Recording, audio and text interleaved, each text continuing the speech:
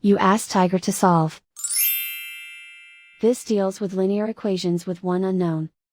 The final result is x equals 6. Let's solve it step by step. Simplify the expression.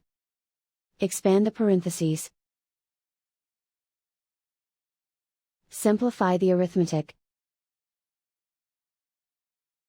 Group all x terms on the left side of the equation. Subtract 4x from both sides. Group like terms. Simplify the arithmetic. Group like terms. Simplify the arithmetic. Group all constants on the right side of the equation. Add 12 to both sides. Simplify the arithmetic.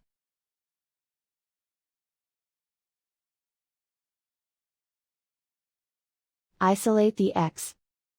Divide both sides by -2. Cancel out the negatives. Simplify the fraction.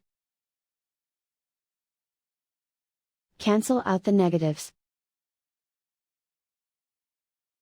Find the greatest common factor of the numerator and denominator. Factor out and cancel the greatest common factor. And so the final result is x equals 6.